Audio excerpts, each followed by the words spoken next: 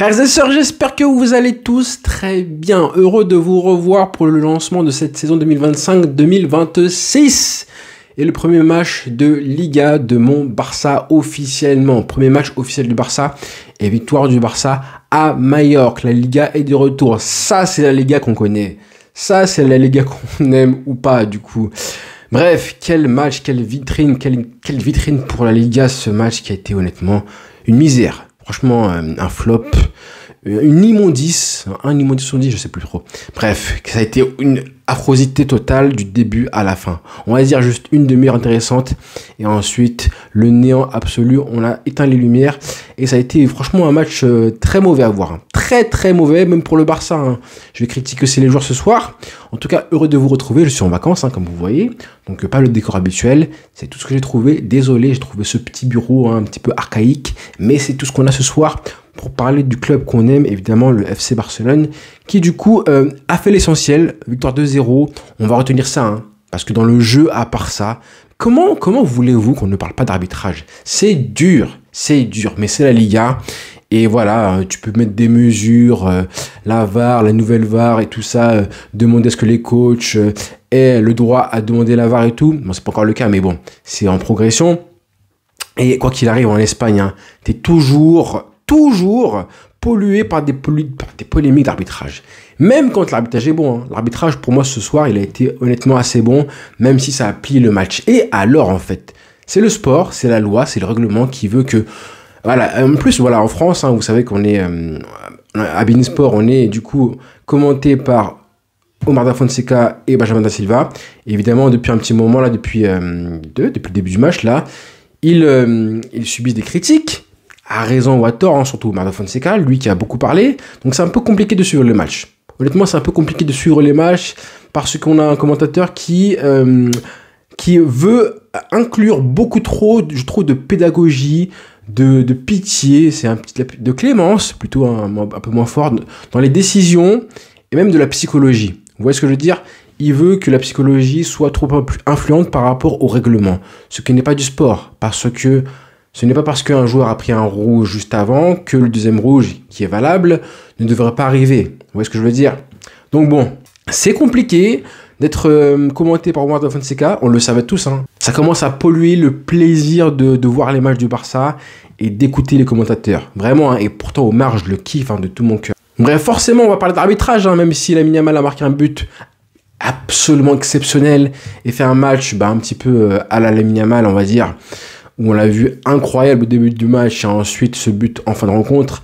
Et pendant tout le match, après le carton rouge, on a vu un Lamine Yamal plus un Barça en général qui a été complètement éteint, mais vraiment éteint. Mais à part ça, forcément, on était obligé de parler d'arbitrage. Et je suis désolé, hein. Nous, la Liga, on l'aime, on l'adore, voilà, c'est notre championnat, c'est notre bébé. Mais quand les matchs sont pollués comme c'est le cas là, aujourd'hui, avec ce match du Barça là, t'as envie de te dire que les matchs, même quand l'arbitrage est bon, il y a quand même des polémiques qui vont venir te remettre en question le fait qu'un arbitre a le droit de mettre des cartons rouges ou pas. Si tu fais le résumé de chaque action, tu fais le détail de chaque action qui ont amené une polémique ou pas, forcément, le but du 2-0, ce qui se passe avant le but, hein, forcément, ça va faire polémique. Et ça fera le tour du monde. Il y aura des gens qui diront, parce que c'est le Barça, l'arbitre a laissé jouer, etc., etc. Alors, j'ai eu plein de polémiques et des commentaires de gens qui disaient, il n'y a pas but. Ok, si vous voulez, il n'y a pas but. Mais pourquoi on a un joueur de Majorque, un défenseur, qui se permet du coup de faire une tête, qui décide lui-même. Il sait qu'il fait une tête, donc il met l'impulsion, il attaque le ballon avec son crâne. Donc normalement, les têtes qui font mal, on sait que les têtes qui font mal, c'est les ballons qui font mal, c'est les ballons qui arrivent avec de la force que tu subis, et non pas que tu attaques.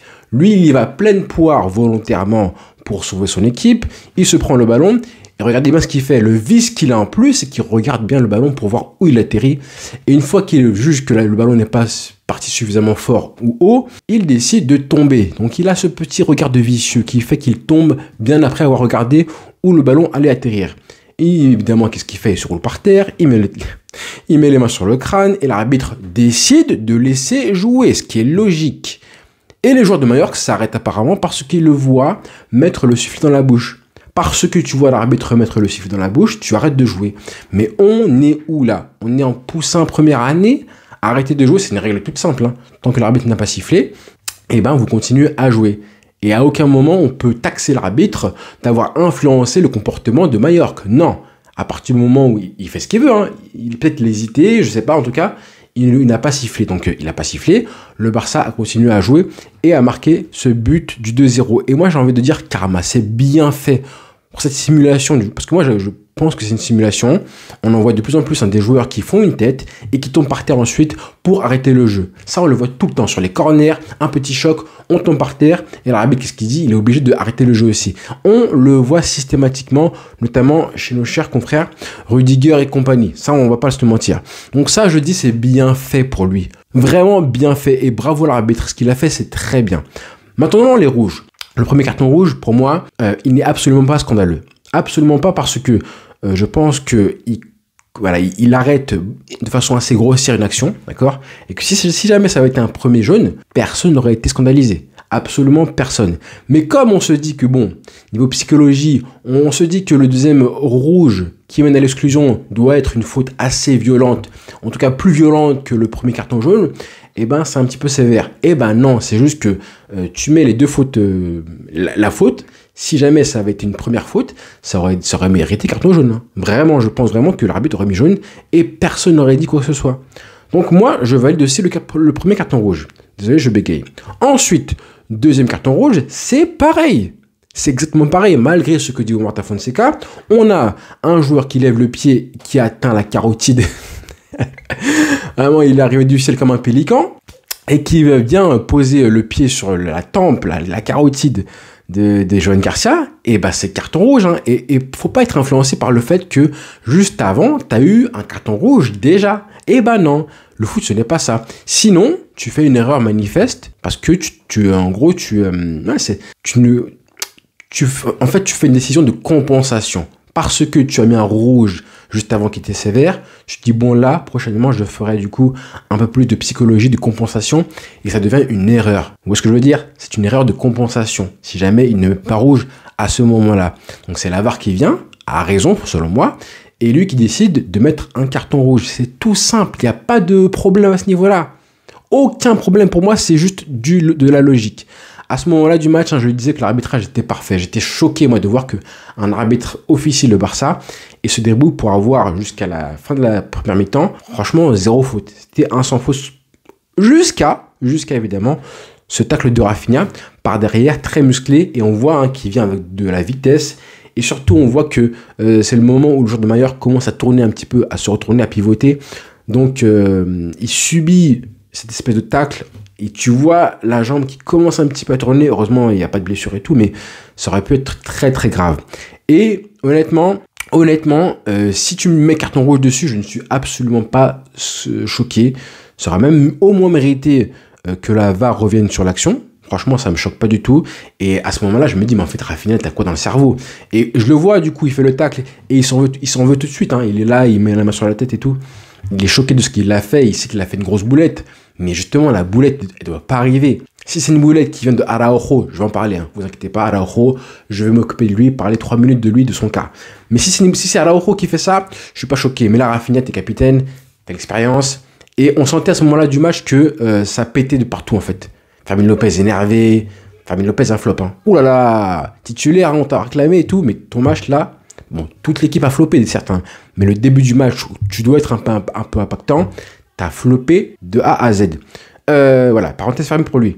Mais ensuite, pour moi, c'est Rafinha ce qu'il fait, ça mérite un rouge, hein, pas de souci avec ça. Maintenant, si l'arbitre ne va pas voir la VAR, les arbitres de la VAR n'appellent pas l'arbitre central, forcément, il n'y a pas comment dire, il n'y a pas le bon angle de vue pour l'arbitre pour voir justement que c'est un carton rouge. Sur l'action, peut-être que lui, il se dit, bah écoute, il y a faute, certes, jaune, je mets jaune, mais ça méritait pas rouge. C'est plutôt au jaune de la VAR de se dire, là, il y a plus que jaune. Vous voyez ce que je veux dire? Mais à part ça, je trouve que l'arbitrage a été parfait. Maintenant, le fait que ça plombe le match, que ça l'enterre, oui, c'est vrai. C'est vrai, hein, je voyais le petit garçon qui pleurait, Meskin. Bah oui, il est venu voir son équipe Majorque jouer face au Barça. À la demi-heure de jeu, il y a 9 contre 11, mais on s'en fout, on n'est pas là pour voir du spectacle, du show à l'américaine, ou, je sais pas moi, on équilibre un peu les forces pour rendre un peu plus le spectacle intéressant. Non, le football, c'est aussi la règle, des règles à respecter. Imaginez qu'ils mettent pas rouge. On dit quoi? On dit quoi, les amis? Donc, c'est le football, c'est ce qu'on aime. Parce que, voilà, genre, on aurait dit, encore une fois, le Barça s'est fait douiller par l'arbitrage, ce qui n'est pas le cas aujourd'hui. D'accord? L'arbitrage a été globalement très bon, voire peut-être même en faveur du Barça, si tu prends en compte ce qui s'est passé avec Rafinha. Donc, pour moi, aucun reproche à faire à l'arbitrage jusqu'à la 45e minute et cette faute de Rafinha là. Voilà. Bon, après, ça tue le spectacle et du coup, le match, il est mort. Mais quand même, j'ai aussi envie de reprocher aux joueurs du Barça de ne pas continuer à faire mal aux Mallorquins et bêtement de rentrer dans le jeu de la violence. Je ne sais pas pourquoi ils se sont mis à être violents eux aussi, dont Rafinha évidemment, dont Fermin Lopez, d'autres aussi, hein. Eric Garcia pareil, et Araujo, bon lui Araujo, lui c'est pas possible hein, les frères. Ce n'est pas possible, je suis choqué de ce joueur. Je comprends pas. Hansi Flick, pourquoi? Explique-nous, dis-nous pourquoi tu le titularises, pourquoi tu l'aimes autant, pourquoi Christensen ne joue pas. Parce que de son cerveau, son niveau d'intelligence footballistique, son QI football, je ne comprends pas un joueur qui joue avec autant d'agressivité et à chaque fois dans les mauvaises conditions. Vraiment, dos au but, le joueur en face, il est dos au but, il est à 40 mètres des buts, tu viens le tamponner, lui rentrer dedans. C'est quoi le problème? Le joueur, il est excentré, poteau de corner, tu viens... Coup d'épaule, frappe Atlas, attaque frappe Atlas hein, dans Pokémon pour déboîter la colonne vertébrale du joueur adverse. Mais c'est quoi ton problème? C'est quoi son problème? Je ne comprends pas. Et ça, faut le dire, hein, parce qu'en Hansi Flick, un jour ou l'autre, mais tu vas perdre des titres à cause de ce mec-là. Et quand ça va arriver, il ne faudra pas pleurer, il ne faudra pas chialer. Et je trouve qu'on banalise un petit peu trop le fait que Araujo soit titulaire au Barça, brassard sur le biceps gauche, hautement fier allure, hein, il est fier de l'avoir, le brassard et tout. Peut-être qu'il joue avec cette agressivité-là pour montrer au coach qu'il est présent. Mais que Araujo Prime est présent, et de retour. Que le gorille King Kong là est de retour. Non, t'as pas besoin de ça. T'as pas besoin de ça. Sois un petit peu propre parfois, un peu plus réfléchi. Ne joue pas que avec de la grinta, de la fougue, de l'agressivité. Je comprends pas. Même ses relances, c'est mauvais. Juste balle au pied, parfois, quand il part de son camp et qu'il avance, qu'il gagne des mètres, là, il est intéressant. Et là, je pense qu'au Barça, on a personne qui fait ça mieux que lui. C'est vrai. Mais le reste, hein, je comprends pas. Ça y est, j'en ai marre, moi. J'en ai marre. Joan Garcia. Ah, tonton. Qu'est-ce que tu me dégages comme sérénité, hein. Bon, en face, il était à 9. Mais même avant ça, à la demi-heure de jeu, je me suis dit, franchement, il fait plaisir. Hein. Il fait plaisir. Il fait des sorties intéressantes. Même loin de ses buts, hein. Il voit un centre assez haut, il sort et il éteint l'occasion et du coup, tout le monde est serein, posé. Tu sens sa présence, en fait. Tu la sens. Ses relances, c'est pareil. J'en ai une en tête qui casse la ligne comme ça, parfaite. Magnifique. Et oui, ça change beaucoup de choses d'avoir un gardien comme ça. Ça change beaucoup de choses. Ah ouais, j'avais pas ressenti ce frisson-là depuis un petit moment. Hein. Un gardien qui me rassure la défense. Parce que même à 9 contre 11, il y avait aussi des espaces. Hein, dans le dos de la défense du Barça. Donc franchement, Garcia, hein, bravo. Il avait aussi un arrêt à faire. Hein. À bout portant, il l'a fait. Un deuxième arrêt aussi. Ça, faut le dire. Hein. Il a été pour sa première. En plus, on sait qu'il était un petit peu stressé. Bon, est-ce que c'est quand même révélateur un match comme ça pour lui? Je sais pas, mais quand même. Hein. Parce qu'en vrai, ce match-là, ça ressemble à un match de pré-saison. C'était un match de pré-saison pour moi. C'était un 5e match de pré-saison. C'est vrai. L'arbitre, il n'a pas fait les choses pour que le spectacle soit vraiment au rendez-vous et que les performances des joueurs soient révélatrices. Voilà. Parce que Lamine Yamal qui joue en marchant toute la rencontre, c'est relou. On sentait qu'il était vraiment... il fait un début de match incroyable. Ça passe, le centre qu'il fait pour Rafinha, c'est un truc de fou.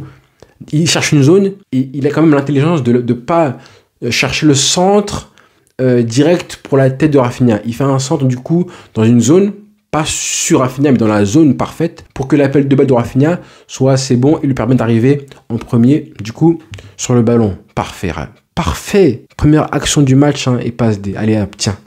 Mon deuxième but, on en a parlé, même s'il faut quand même en reparler parce que Ferran Torres, la frappe, voilà. La finition d'un numéro 9 d'élite. Waouh. Il est en confiance, hein, Ferran Torres, il faut le dire. Hein. Bravo garçon. Et puis Lamine Yamal. Dernier but, hein, la spéciale. La frappe enroulée.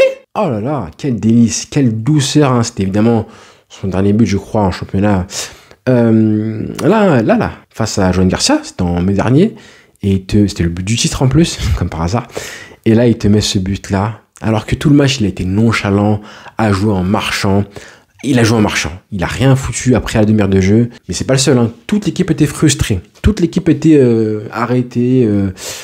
Fermin Lopez absent. Olmo a été bon. Il aurait pu marquer. Poto. Rafinha quand même. Il a ce but-là. Il a été quand même impactant. Lamine Yamal qui a tiré un coup franc. Ça aussi c'est important. Un vrai signe. Comme quoi cette année il va tirer des coups francs.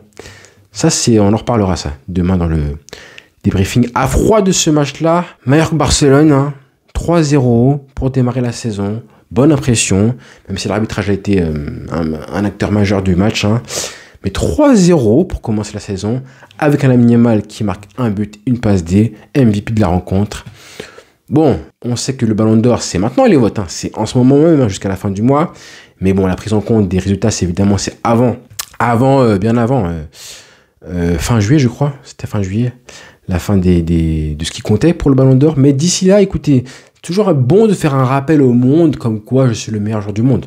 Voilà. Même si le Ballon d'Or récompense le meilleur joueur de la saison, mais plutôt le meilleur joueur de la meilleure équipe, plutôt. Là, c'était important pour Lamine Yamal de continuer à montrer au monde qu'il est le meilleur joueur et de loin. Loin devant qui vous voulez. Peu importe son nom. Voilà. Ah là les frères, 3-0, ça fait du bien. Et on avance, hein, we move.